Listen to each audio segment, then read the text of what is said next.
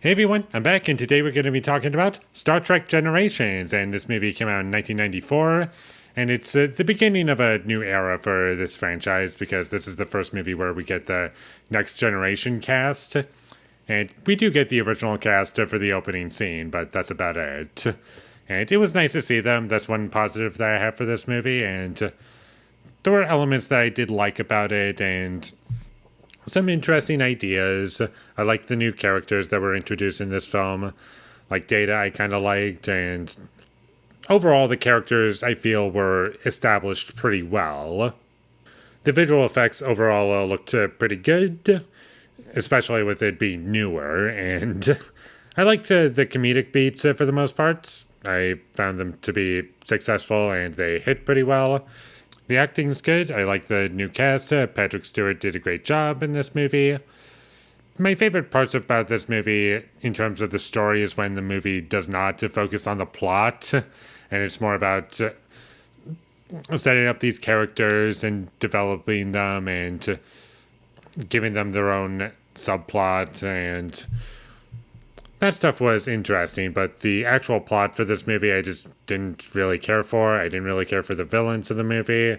They just left no impact on me. In the last third of this movie, it did feel like it belonged in a TV episode, and it just felt like it dragged on for too long, and there were some unnecessary cliches in the movie that just didn't need to be there. Like, you gotta come take a look at this. Like, that didn't need to be in the movie at all.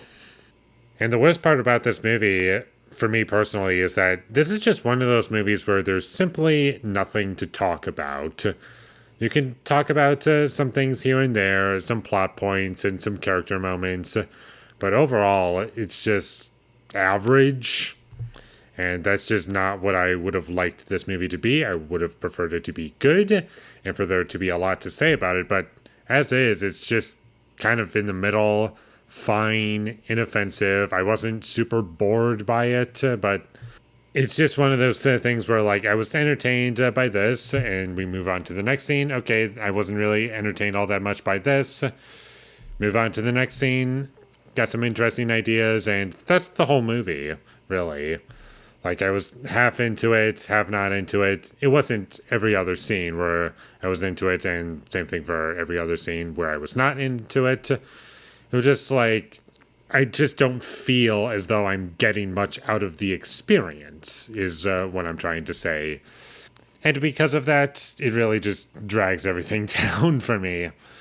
And even if I were to spoil things, there's like, what, two things to say? Mostly involving James T. Kirk, and that's about it.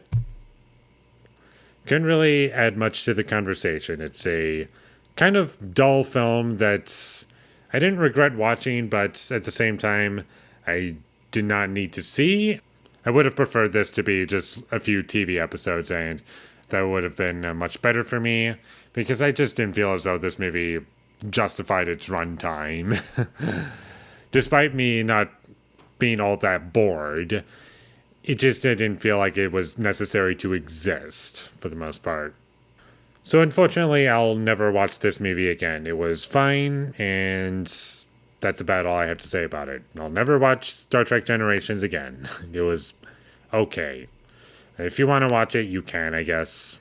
But I don't think it's anything special. So with all that being said, I'm going to give Star Trek Generations a 5 out of 10.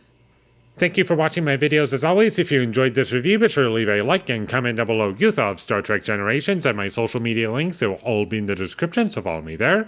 And last but not least, subscribe to be a part of Foley Nation, and I'll see when I get my next review up, and that is going to be for The Watchers. So look forward to that, but until I get that up, thank you for watching, and have a great day.